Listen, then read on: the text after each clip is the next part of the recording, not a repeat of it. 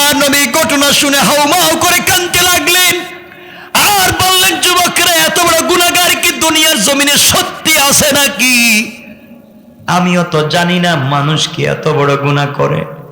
যুবকরে, একদিকে জিনা করলে, অপর দিকে কবরের ভিতরে জিনা করলে, তাও মরা মানুষের সঙ্গে জিনা করলে, কোরআনের হাফেজার সঙ্গে জিনা করলে, একজন রোজাদারের সঙ্গে জিনা করলে, একজন পাক্কা তাহাজ্জুদ ওয়ালার সঙ্গে জিনা করলে, এতগুলা অপরাধ করার পরে, এতগুলা নাফরমানি করার পরে তুমি আমার বাড়িতে আসছো। যুবক, তুমি আমার বাড়ি থেকে চলে যাও, আমি তোমার ব্যাপারে কিছুই বলতে পারবো না যতক্ষণ পর্যন্ত আল্লাহর দরবার থেকে তোমার ব্যাপারে ওয়াহি নাজিল না হবে। একদিন ফজরের সালাতের পরে হযরত ওমর রাসূল পাকের পিছনে ফজরের নামাজ পড়ে বাড়িতে চলে গেলেন। বাড়িতে যাওয়ার পরে নাস্তা করলেন, আবার আমার নবীর বাড়িতে আসতে চাইলেন। উদ্দেশ্য হলো, আমি নবীর কাছে যাব, দিন কেমনে প্রচার করা যায়, মানুষের কাছে দিন কেমনে পৌঁছে দেওয়া যায়, এই চিন্তা করে আমার নবী সাল্লাল্লাহু আলাইহি ওয়াসাল্লামের দরবারের দিকে ওমর আসতে লাগলেন। আমার বন্ধুগণ, ওমর যখন আমার নবীর বাড়িতে আসতে লাগলেন, কিছু দূর আসার পরে চৌরাস্তার মোড়ে এসে দেখেন একটা যুবক মাথাটাকে নিচের দিকে করে মাটির মধ্যে সেজদা দিয়া আওলা কেশে পাগল বেশে পাগলের মতো চিৎকার করে কান্না করে যায়। ওমর তো এমন শক্ত দিলের মানুষ, কারো চোখ থেকে পানি আসলেই তার দিল নরম হয়ে যায় না, কারো গলা কেটে ফেললেও তার দিল নরম হয় না। এই জন্য আল্লাহ রাসূল বলেছেন, আশাদ্দুহুম ফি আমরিল্লাহি ওমর। ওমর তো শক্ত দিলের মানুষ, কথাগুলা ভালো করে বুঝেন। এই ওমরের মতো মানুষ এই যুবকের রাস্তার মধ্যে কান্না দেখে তিনিও পাগল হয়ে গেলেন।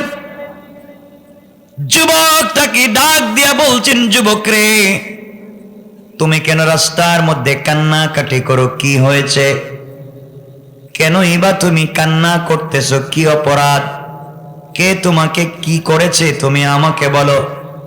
যুবক ডাক দিয়া বলছেন, ভাই ওমর রে, আমি এত বড় অপরাধী, এত বড় অন্যায় করেছি, যেই অন্যায়ের কারণে মাটির মধ্যে সেজদায় পড়ে কান্নাকাটি করি। আমার মন বলতেছে দুনিয়ার কোনো মানুষ নাই যে আমার পক্ষে কথা বলবে, আমার গুনাহ মাফির জন্য চেষ্টা করবে। আমার বললেন, কি গুনাহ করেছো তুমি আমাকে বলো। আমার বন্ধুগণ, গভীর মনোযোগ দিয়ে কথাটা শুনতে পারেন। যুবক বলতেছেন, ভাই ওমর রে, আমি যে গুনাহ করেছি আপনার কাছে বললে আপনিও আমাকে বের করে দিবেন, আপনিও আমাকে মারবেন, আপনিও আমাকে আঘাত করবেন, তাড়াইয়া দিবেন। আমার বলছেন, যুবক বলো না কি করেছ। যুবক ডাক দিয়া বলছে, ভাই ওমর রে, তোমার কাছে আমার গুনার কথা বলতে চাই না, তুমি আমার একটা উপকার করে দাও। কি উপকার? এখন পর্যন্ত দয়ার নবী, মায়ার নবী জিন্দা, তুমি যদি আমাকে রাসূল পাকের দরবারে নিয়ে যেতে পারো, তুমি যদি আমাকে বিশ্ব নবীর দরবারে নিয়ে যাও, আর আমার নবী আমার জন্য আল্লাহর দরবারে হাত উঠিয়ে ক্ষমা চায়, আমার বিশ্বাস আমার আল্লাহ আমার রাসূলের হাতকে ফিরাইয়া দিবে না। বলো না, তুমি আমাকে রাসূল পাকের দরবারে নিয়ে যাও, আমি রাসূলের কাছে গেলে আমার গুনার কথা খুলে বলবো। হযরত ওমর ফারুক রাদিয়াল্লাহু তাআলা আনহু যুবকটাকে হাত ধরে চেহারার দিকে তাকাইয়া দেখেন কত সুন্দর চেহারা, তার দাড়ি ভিজে ভিজে, গাল ভিজে ভিজে, চোখের পানি পড়ে। যুবকটাকে ধরে ধরে রাসূল পাকের দরবারে নিয়ে গেলেন। আমার নবীর কাছে গিয়ে বললেন, পয়গম্বর আরবি, আপনার বাড়িতে আমি এসেছি, ইসলাম কেমনে জিন্দা করা যায় তা নিয়ে পরামর্শ করতে চাই। দিনের প্রতি মায়েদেরকে বোনদেরকে কেমনে নিয়ে আসা যায়, ইসলামের কাজের প্রতি মহিলাদেরকে কেমনে ধাবিত করা যায়, পরামর্শ করতে আপনার দরবারে এসেছিলাম পয়গম্বরে আরবি। রাস্তার মধ্যে যুবকটাকে পেয়েছি গুনার জন্য কান্না করে। কি অপরাধ করেছে আমি জানি না, শুধু কান্নাই করতে আসে। আপনার দরবারে নিয়ে এসেছি, আপনি জিজ্ঞাসা করেন তো দুনিয়ার জমিনে কি করেছে। আমার নবী ডাক দিয়া বললেন, যুবক রে, কি গুনাহ করেছো, কি অপরাধ করেছো আমি আগে জানতে চাই না। তুমি রহমতের নবীর দরবারে এসেছো, আল্লাহর বন্ধুর বাড়িতে এসেছো। তুমি কি সকালে কোনো নাস্তা করেছ? যুবক বলছেন, পয়গম্বর আরবি, রাত্র থেকে আমি পানীয় পান করি না। নবীজি তাকে ঘরের ভিতরে নিলেন, নিজের পেটে বসে নাস্তা করালেন। এরপরে যুবকটাকে বললেন, বলো বাবা, কি অপরাধ করেছ? কেন তুমি এত কান্না করো? তোমার গালের মধ্যে কালো 2টা দাগ পড়ে গিয়েছে, তুমি কান্না করতে করতে দুর্বল হয়ে গিয়েছো, এমন গুনাহ কি করেছ? যুবক ডাক দিয়া বলছেন, পয়গম্বর আরবি, আমি এত বড় অপরাধ করেছি, দুনিয়ার জমিনে আমার মতো অপরাধী আর নাই। আমার মন বলছে আমার মতো গুনাহগারকে আল্লাহ মাফ দিবেন না। পয়গম্বর আরবি ডাক দিয়ে বলছেন, যুবক বলো না, কি এমন অপরাধ করেছো যার জন্য তুমি এত কষ্ট পাও? তুমি এত বড় গুনাহ কি করছো? তোমার গুনাহ কি আল্লাহর 7টা সবগুলা জমিনের চাইতে বড়? যুবক ডাক দিয়া বলছেন, পয়গম্বর আরবি, আল্লাহ যত জমিন দুনিয়ার জমিনে সৃষ্টি করেছেন, সকল জমিনকে যদি এক পাল্লায় রাখা হয়, আমি যে গুনাহ করেছি গুনাহকে যদি আরেক পাল্লায় রাখা হয়, পয়গম্বরে আরবি, আমার গুনার পাল্লাই ভারী হয়ে যাবে। আমি এত বড় গুনাহ করেছি, আপনার কাছে বললে যদি আপনি আমাকে বের করে দেন। আমার নবী যুবকটাকে নিজের কাছে বসালেন আর বললেন, যুবক বলো, তোমার গুনাহ কি আল্লাহর সবগুলো আসমানের চাইতে বড়? যুবক চোখের পানি ছেড়ে হাউমাউ করে কান্না করে বলছেন, পয়গম্বর আরবি, আমার মন বলছে আমার গুনাহটা আরো বড়। এবার রাসূল পাক বসে বসে যুবককে জিজ্ঞাসা করলেন, বলো বাবা, আসমান জমিন একত্রিত করলে যত বড় হয়, তোমার গুনাহ কি আরো বড়?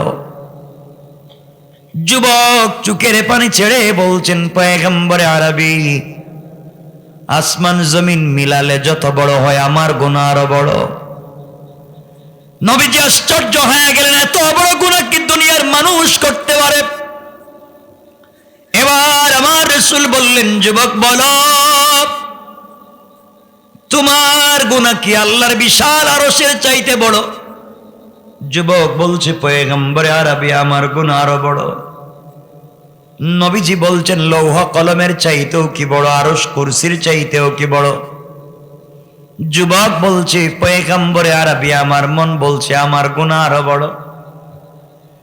এবার আমার নবী কান্না শুরু করে বললেন, যুবক বলো, তোমার গুনাহ কি আল্লাহর ভয়ঙ্কর 7টা জাহান্নামের চাইতে বড়? যুবক কাঁদতেছে আর বলতেছে, পয়গম্বর আরবি, বেয়াদবি নিয়েন না, আমাকে বের করে দিয়েন না। আমার গুনাহ আল্লাহর 7টা জাহান্নামের চাইতেও মনে হয় বড়। আমাকে আল্লাহ স্পেশাল জাহান্নাম বানাইয়া ওই জাহান্নামে দিবেন আমি যত অপরাধ করছি। আমার নবী বললেন, যুবক বলো তো, তোমার গুনাহ কি জান্নাতের মসজিদ নামক মাঠের চাইতে বড়, যেই মাঠ হাজার হাজার দুনিয়ার চাইতেও বড়? যুবক বলছেন, পয়গম্বর আরবি, যেই মাঠে জিব্রাইল ফেরেশতা 600 নূরের ডানা দিয়া 70 বছর 24টা ঘন্টা উঠাইলেন আর নামাইলেন, এই মাঠের কুল কিনারা পর্যন্ত পাইলেন না। পয়গম্বর আরবি, আমার মন বলছে আমার গুনাহটা আরো বড়। এবার আমার নবী বললেন, যুবক বলো, যুবক জবাব দাও, তোমার গুনাহ কি আল্লাহর 8টা জান্নাতের চাইতে বড়? যুবক বলতেছেন, পয়গম্বরে আরবি, আমার মন বলছে আমার গুনাহ আরো বড়।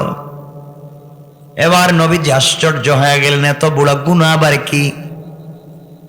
নবীজি বললেন, যুবক বল, আরশ, কুরসি, লৌহ কলম, জান্নাত, জাহান্নাম, আসমান, জমিন, আল্লাহ যা কিছু বানাইছেন সব যত বড়, একত্রিত করলে হয় তার চাইতেও কি তোমার গুনাহ বড়? যুবক কাঁদতেছে আর বলতেছে, পয়গম্বরে আরবি, আপনি যত জিনিসের তুলনা করেন না কেন আমার গুনাহ আরো বড়। এবার আমার নবী বললেন, যুবক বলো, হাল্লা শুরাকতা বিল্লাহ, নিশ্চয় তুমি আল্লাহর সঙ্গে কাউকে শরীক করেছো। কারণ শিরকের চাইতে বড় গুনাহ আল্লাহর জমিনে আর নাই। যুবক বলছেন, পয়গম্বরে আরবি, রব্বে পাকের জাতের কসম করে বলছি আমি শিরিক করি নাই। নবীজি বললেন, শিরিক করি নাই, তাহলে এত বড় গুনাহ হয় কেমনে? এবার নবীজি বললেন, জবাব দাও, হাল্লা শুরাকতা বিল্লাহ। গোলাম বলছে, না না, আমি শরীক করি নাই। নবীজি বললেন, বলো, হাল কাতালতা নাফসা। যুবক রে, তাহলে কি তুমি অন্যায়ভাবে কাউকে হত্যা করেছ? কারণ হত্যা করা মহাপাপ। তুমি কি অন্যায়ভাবে কোনো মানুষ মারছো? যুবক বলছেন, পয়গম্বরে আরবি, না না, আমি কোনো মানুষকেও মারি নাই, আমি শিরকও করি নাই। এবার নবীজি বললেন, যুবক বলো, তাহলে এত বড় গুনাহ হয় কেমনে? বলো তো গুনাহ কি? যুবক বলতেছেন, পয়গম্বরে আরবি, আমি যদি গুনার কথা বলি আপনি কি রাখবেন না, বের করে দিবেন?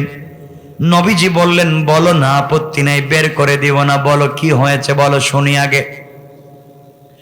এবার যুবক বলছেন, পয়গম্বরে আরবি, আমি হলাম এই মদিনার সব থেকে বড় একজন কাফন চোরা। কাফন চোর। আমার নবী বললেন, যুবক রে, কাফন চুরি করেছ তো কবিরা গুনাহ করেছ, তাওবা করলে তো আল্লাহ মাফ করে দিবে। এই জন্যে তুমি এত কান্না কর, ব্যাপারে কি কি হয়েছে এর জন্য তো এত কামতে হয় না। তওবা করলে রবের কথা তিনি মাফ করে দিবেন। যুবক বলছেন, পয়গম্বরে আরবি, না, আমার গুনাহ তো শুরুই হয় নাই, আমার গুনাহ আরো বড়। এবার নবীজি বললেন, যুবক তাহলে জবাব দাও, গুনাহ তুমি বর্ণনা করো, আমি শুনতে চাই। যুবক বলতেছেন, পয়গম্বরে আরবি, আমি কাফন চুরি করে বাজারে বিক্রি করে টাকা দিয়ে আমার পরিবার চালাই। এইভাবে দীর্ঘদিন থেকে আমার পরিবারগুলা চলতেছে। দুর্ভাগ্যজনক যে ঘটনা ঘটেছে সেটা আপনাকে বলতে চাই। গতকালকে মদিনার এক আনসারী যুবতী মেয়ে ইন্তেকাল করেছে। আনসারী সাহাবীর একটা মেয়ে ইন্তেকাল করেছে, যেই মেয়ের উপাধি হুরে মদিনা, মদিনার হুরপরি, বিশ্ব সুন্দরী। এই মেয়েটা হাফেজে কোরআন, হাফেজা। এই মেয়েটা সারাদিন রোজা রাখে, সারা রাত্র তাহাজ্জুদের নামাজ পড়ে। আজ অবধি পৃথিবীর কোন পুরুষ মানুষ তাকে দেখে নাই। পয়গম্বর আরবি, এই মেয়েটা আজকে পর্যন্ত দুনিয়ার কোন পুরুষ মানুষকে দেখে নাই। মেয়েটা কোরআনের হাফেজা, মেয়েটা সারা রাত্র নফল ইবাদত করে, সারাদিন রোজা রাখে। এই মেয়েটার উপাধি হুরে মদিনা, বিশ্ব সুন্দরী, মদিনার হুর। পয়গম্বর আরবি, যেই মেয়েটাকে একটা নজর দেখবার জন্য মদিনার ছেলেরা, যুবকেরা লক্ষ কোটি টাকা নিয়ে দাঁড়িয়ে যায়, কিন্তু মেয়েটাকে দেখা যায় না। মেয়েটা আপনার বড় পাগল, আশিক রাসূল। এই মেয়েটা গতকালকে হঠাৎ করে ইন্তেকাল করেছে। মেয়েটা আজ পর্যন্ত কোনো ছেলেকে বিয়াও করে নাই, পুত পবিত্র একটা মেয়ে। পয়গম্বর আরবি, ওই মেয়েটা ইন্তেকাল করবার পরে একজন সাহাবীর মেয়ে, হাফেজা, তাহাজ্জুদওয়ালা, রোজাওয়ালা, নামাজওয়ালা, মেয়েটা ইন্তেকালের পরে আত্মীয় স্বজন মিলে মেয়েটাকে গোসল করাইয়া, কাফনের কাপড় পরাইয়া, জানাজার নামাজ পড়াইয়া মদিনার গুরুস্থানে তাকে খবর দিয়ে ফেলেছেন, মদফুন করে ফেলেছেন। পয়গম্বর আরবি আমি আমার চিরাচরিত নিয়ম অনুযায়ী কাফনের কাপড় চুরি করবার জন্য গুরুস্থানে চলে যাই, কারণ যেই ব্যক্তি নতুন ইন্তেকাল করে তার কবরে গিয়া তো আমি কাফন চুরি করি। পয়গম্বর আরবি আমি যখন গুরুস্থানে যাই, যাওয়ার পরে আমি নতুন কবরগুলাকে খনন করতে লাগলাম। এই বিশ্ব সুন্দরী মেয়েটার কবরকে খনন করতে লাগলাম। এক পর্যায়ে কবর খনন করে কবরের ভিতরে ঢুকে গেলাম। পয়গম্বর আরবি ঢুকে যাওয়ার পরে বিশ্ব সুন্দরী মেয়েটাকে উলঙ্গ করে তার 5টা কাফনের কাপড় আমি চুরি করলাম। পয়গম্বর আরবি 5টা কাফনের কাপড় চুরি করে বাজারে বিক্রি করার জন্য আমি যখন কবর থেকে বের হয়ে যাই, এমন সময় শুনি আমার কানের মধ্যে একটা আওয়াজ। কে যেন আমাকে বলছে, যুবক রে, তোর মতো আহাম্মক আর বেওকুফ দুনিয়ার জমিনে আর নাই। তোর মতো বেওকুফ, তোর মতো বুকা দুনিয়ার জমিনে আর নাই। যুবক রে, তোর শরীরে কি যৌবনের চাহিদা নাই? ও যুবক, তোর বডিতে কি জোয়ানি নাই? যেই মেয়েটাকে একটা নজর দেখবার জন্য মদিনার যুবকেরা কোটি টাকা দিতে রাজি, যেই মেয়েটা বিশ্ব সুন্দরী, যেই মেয়েটাকে এখন পর্যন্ত পৃথিবীর কোনো মানুষ স্পর্শ করে নাই, এই মেয়েটা কবরের ভিতরে পড়ে আছে। এত সুবর্ণ সুযোগ থাকবার পরেও যুবক রে, মেয়েটাকে কবরের ভিতরে একা রেখে চলে যাও। তোমার ভিতরে কি যৌবনের চাহিদা নাই? যুবক রে, এই মুহূর্তে যদি তুমি কবরের ভিতরে বিশ্ব সুন্দরীর সঙ্গে জেনা করো, বলেন না নাউজুবিল্লাহ। আওয়াজ করে বলেন নাউজুবিল্লাহ। আমি কি রেখে দিব? 12টা হয়ে গেছে, কিন্তু আমি যেখানে রেখে দিব কিছু বলবেন না, কারণ 12টার উপরে। আমার বন্ধুগণ, কথাগুলো দিল দিয়ে শোনেন। পয়গম্বর আরবি কে যেন আমার কানে বলতে লাগলো, এই মেয়েটাকে কি এভাবে একা একা ফেলে দিয়ে রাখা যায়? যুবক রে, তুমি যদি এই মেয়ের সঙ্গে এই মুহূর্তে জেনা করো, তাহলে তুমি পৃথিবীর সব থেকে সুন্দরী, বিশ্ব সুন্দরী মেয়ের সঙ্গে জেনা করলে, যেই মেয়েটাকে আজ অবধি কোনো ছেলে স্পর্শ করে নাই। ও যুবক, যুবক রে, তুমি একটাবার চিন্তা করে দেখো না, তোমার হাতের লাইট দিয়া, আলো দিয়া, টর্চ দিয়া কবরের ভিতরে আলো লাগাইয়া দেখো। কি বললাম? পয়গম্বর আরবি আমি শয়তানের কুমন্ত্রণায় পড়ে, শয়তানের ওয়াসওয়াসায় পড়ে এক পর্যায়ে হাতের আলো দিয়া কবরের ভিতরে আলো লাগাইয়া দিলাম, কবরের ভিতরে লাইট লাগাইয়া দিলাম। কবরের ভিতরে আলো ফেলে দেখি সত্যি তো মেয়ের মতো সুন্দর আর নাই। পৃথিবীতে কি আল্লাহ মানুষকে তো সুন্দর করে বানাতে পারে? পয়গম্বর আরবি আমার মাথায় শয়তান সোয়ার হয়ে গেল। এক পর্যায়ে ওই মেয়েটার সঙ্গে কবরে আমি জিনা করলাম। বলেন না নাউজুবিল্লাহ। আমি জিনা করে আমায় আমার যৌবনের চাহিদা মিটাইয়া 5টা কাফনের কাপড় নিয়ে আমি যখন কবর থেকে উঠে আসি, এমন সময় শুনি আমার কানে আওয়াজ। এই মেয়ে মনে হয় জিন্দা হয়ে কথা বলতেছে। এই মেয়েটা, তার মুখের কণ্ঠের আওয়াজ আমি শুনতে পাইলাম। এই মেয়ে আমাকে ডাক দিয়ে বলছে, যুবক রে, সত্যি তো তোর মতো হতভাগা হাম্মকার নাই। ও যুবক, তুই কয়েক মিনিটের আনন্দের জন্য যা করলে, সারা জীবন আমি আমার সতীত্বের হেফাজত করলাম, সারা জীবন আমি আমার যৌবনের হেফাজত করলাম। দুনিয়ার কোন মানুষ আমাকে দেখে নাই। ওযু করে গোসল করাইয়া আমার পরিবার আমাকে কবরে রাখছে। আমি কিয়ামতের দিনে পুত পবিত্র হিসেবে আল্লাহর সামনে দাঁড়াতে চাই।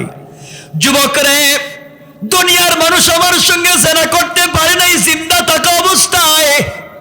আমি কবরে, এই মুহূর্তে তুমি আমার সঙ্গে জেনা করলে, আমাকে অপবিত্র বানাইয়া দিলে, আল্লাহর সামনে অপবিত্র বানাইয়া দাঁড় করাইয়া দিলে। ও যুবক, তোমার ভিতরে কি মৌতের কোনো ভয় নাই? তুমি কি কবরে যাইবা না? কবরে গেলে কি জবাব দিবা? কি জবাব দিবা? আল্লাহর সামনে দাঁড়ায় কি জবাব দিবা? আল্লাহর সামনে কি বলবা? কেনই তুমি অন্যায় করেছো? মদিনার কোনো মানুষ দেখে নাই, এই জন্যে কেউ প্রতিবাদ করতে পারে নাই। আমার পরিবারের কেউ দেখে নাই, পরিবারের কেউ প্রতিবাদ করতে পারল না। আমি অমৃত, তোমাকে বাধা দিতে পারলাম না। তুমি আমার চরিত্র নষ্ট করে দিলে, তুমি আমাকে অপবিত্র বানাইয়া দিলে।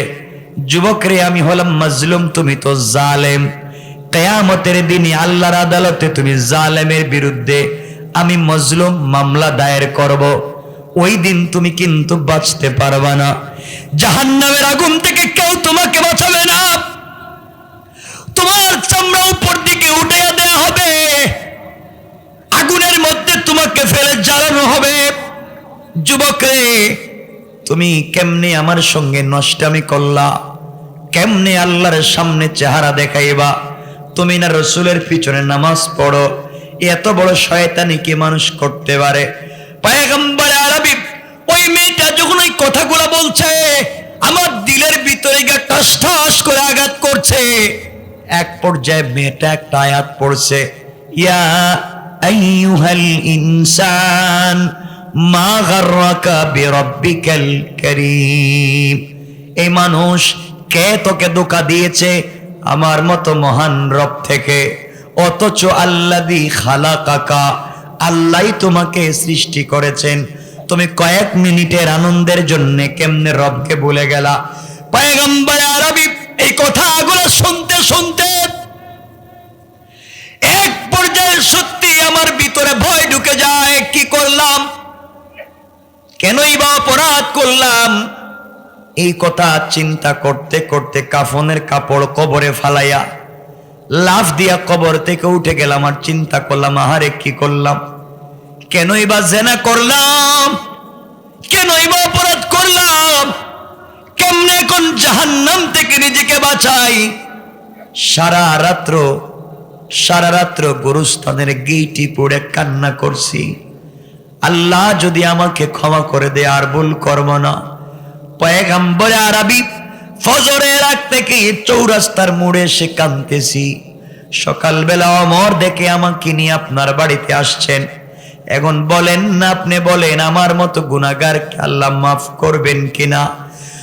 আমার নবী ঘটনা শুনে হাউমাউ করে কাঁদতে লাগলেন আর বললেন, যুবকরা, এত বড় গুনাহগার কি দুনিয়ার জমিনে সত্যি আছে নাকি? আমিও তো জানি না মানুষ কি এত বড় গুনাহ করে। যুবকরে, একদিকে জিনা করলে, অপর দিকে কবরের ভিতরে জিনা করলে, তাও মরা মানুষের সঙ্গে জিনা করলে, কোরআনের হাফেজার সঙ্গে জিনা করলে, একজন রোজাদারের সঙ্গে জিনা করলে, একজন পাক্কা তাহাজ্জুদ ওয়ালার সঙ্গে জিনা করলে, এতগুলা অপরাধ করার পরে, এতগুলা নাফরমানি করার পরে তুমি আমার বাড়িতে আসছো।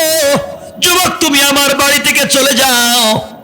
আমি তোমার ব্যাপারে কিছুই বলতে পারবো না যতক্ষণ পর্যন্ত আল্লাহর দরবার থেকে তোমার ব্যাপারে ওহী নাজিল না হবে। আল্লাহ কিছু না বলবেন, তোমার ব্যাপারে আমি কিছু বলতে পারবো না। যুবক, চলে যাও। এই কথা বলে আমার নবী বলতে লাগলেন, যুবকরে,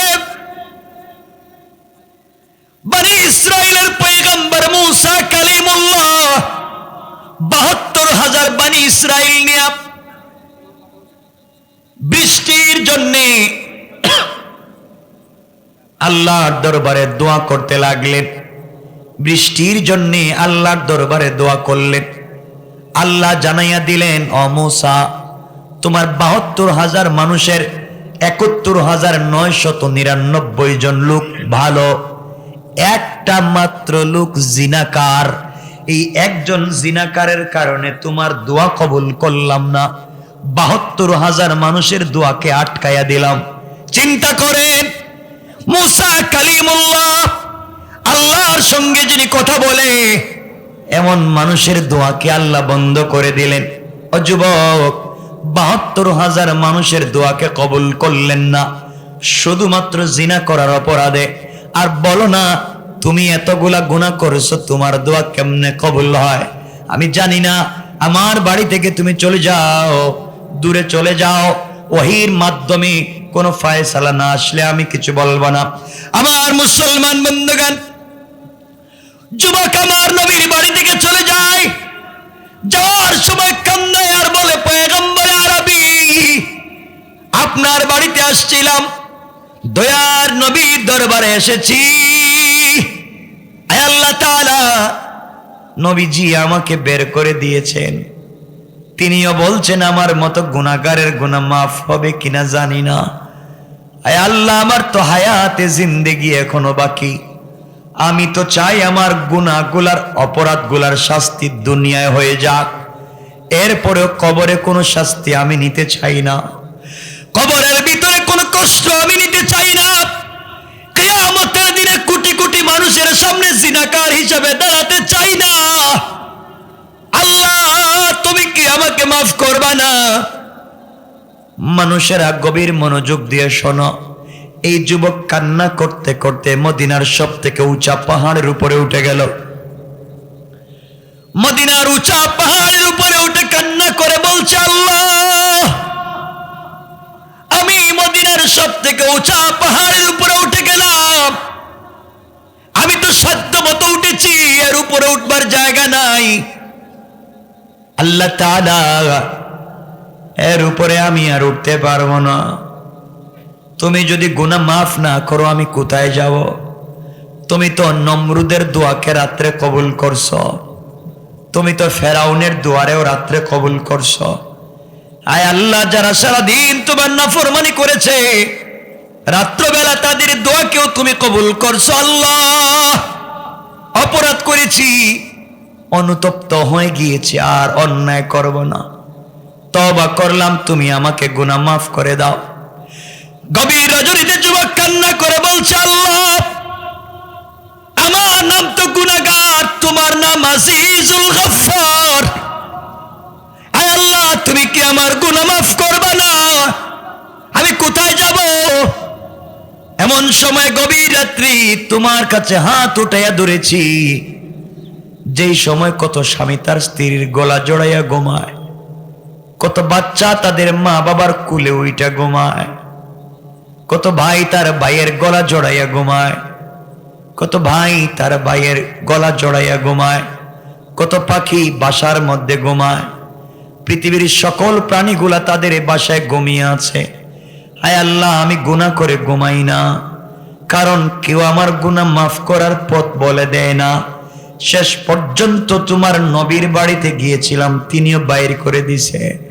এবার জিবরাইল বলছেন, পয়গম্বর আরবি, তাহলে জবাব দেন,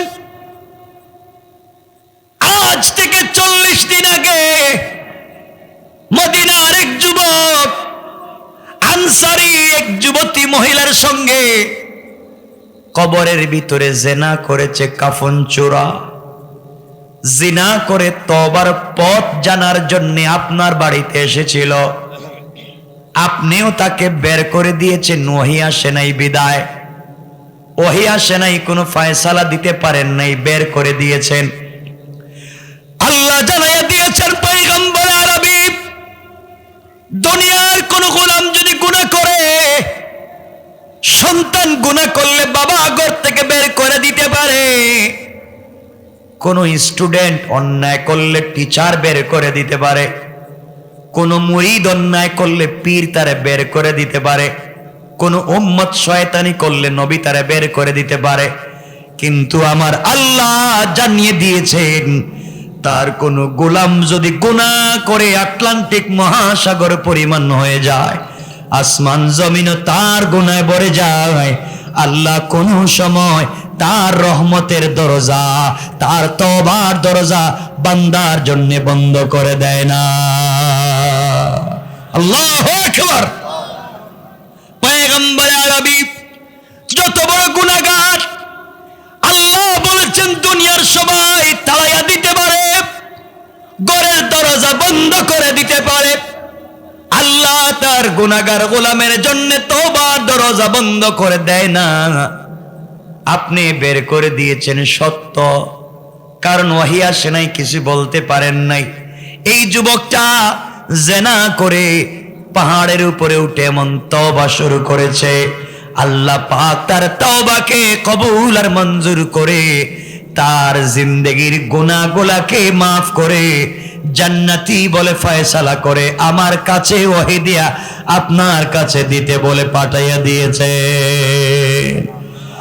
পয়গম্বর আরবি তাআলা এই যুবক 40টা দিন যেইভাবে তওবা করেছে, আল্লাহ বলেছেন তার তওবা মদিনার লিস্টেড রেজিস্টারিকৃত 70 জন জাহান্নামীর মধ্যে যদি বন্টন করে দেওয়া হয়, এত বেশি তওবা করেছে, আল্লাহ এত বেশি খুশি হয়েছেন তার তওবায় আরো লিস্টেড রেজিস্টারিকৃত 70 জন জাহান্নামীকেও আল্লাহ মাফ করে দিতে পারে।